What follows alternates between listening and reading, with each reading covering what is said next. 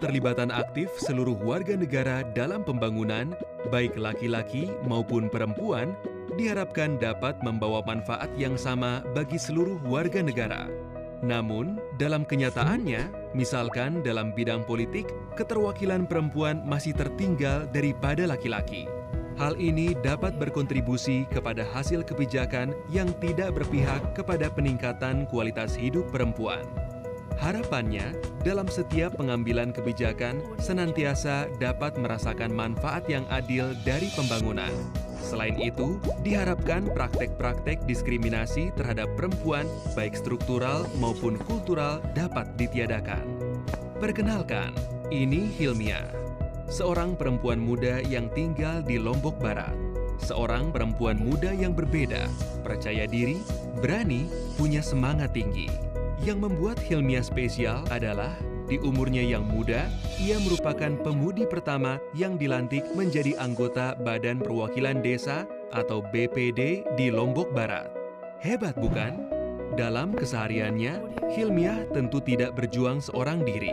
Dia bersama pemuda-pemudi lain juga melakukan banyak hal, membuka tempat mengaji untuk anak-anak, menjadi fasilitator untuk program pemerintah, menjabat menjadi sekretaris PKK, bahkan bergabung menjadi aktivis bagi kampanye kesetaraan gender. Dan kini usahanya tidak sia-sia. Hasilnya adalah kepercayaan dan dukungan dari tokoh berpengaruh di desanya mengantarkan Hilmia menjadi ketua BPD untuk periode kepengurusan yang akan datang.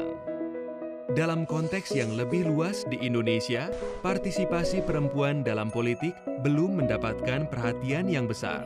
Sejak era reformasi, Indonesia telah mengupayakan dengan menerapkan kuota 30% untuk perempuan di daftar calon anggota legislatif. Hasilnya, pemilu pertama setelah Orde Baru tahun 1999 mendudukan 9,0% perempuan di DPR RI. Tahun 2004 meningkat menjadi 11,3%. Tahun 2009 mencapai 18,39% dan turun pada periode 2014 sampai 2019 menjadi 17,32%. Tidak hanya di legislatif, tahun 2009 sampai 2014 keterwakilan perempuan dalam DPRD di tingkat lokal sedikit meningkat. Keterwakilan perempuan yang menduduki jabatan struktural eselon 1, 2, 3, 4. Pada pemerintahan sekarang, ada 8 posisi menteri di antara 34 dipegang oleh perempuan.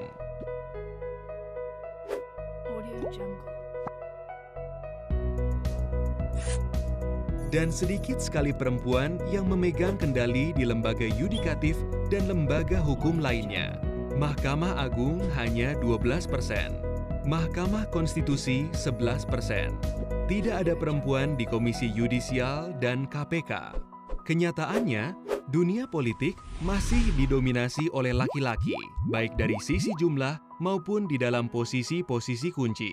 Meskipun ada banyak perempuan Indonesia yang memiliki potensi, seperti Hilmia di desanya, masih ditemui tantangan-tantangan untuk dapat berpartisipasi penuh dalam sistem politik yang ada, serta dukungan dari kelompok yang lebih berpengaruh dalam politik seperti yang didapatkan Hilmia di desanya.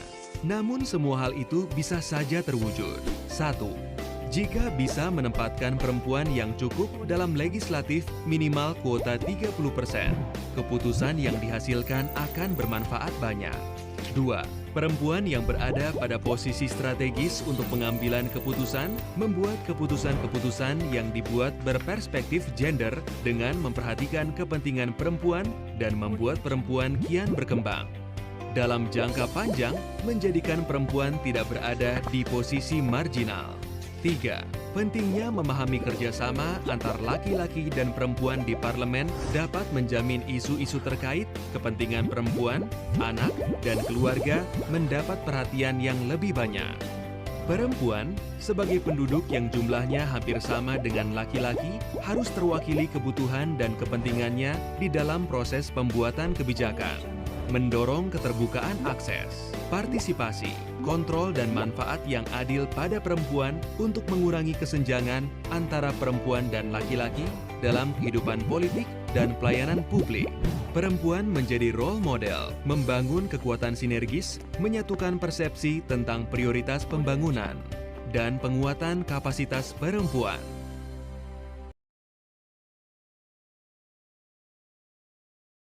Menteri Susi adalah menteri yang cukup populer dan belum lama ini sempat terseret arus kampanye ketika pernyataannya bertentangan dengan calon wakil presiden Sandiaga Uno. Silahkan saja dibantah dengan logika dan argumentasi yang sesuai dengan kebijakan dia di bidang sektor perikanan.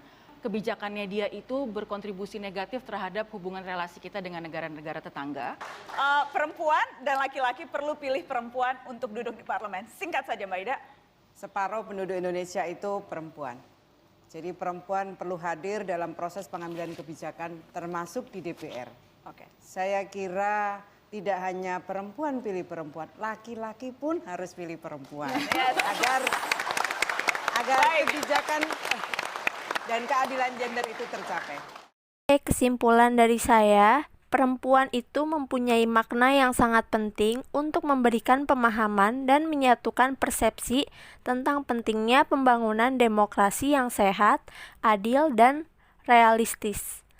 Oleh karena itu, pengembangan pendidikan politik perempuan perlu ditingkatkan baik dari segi organisasional maupun pemantapan pilar-pilar demokrasi melalui lembaga legislatif, eksekutif, maupun yudikatif yang aspiratif dan pro terhadap kepentingan perempuan.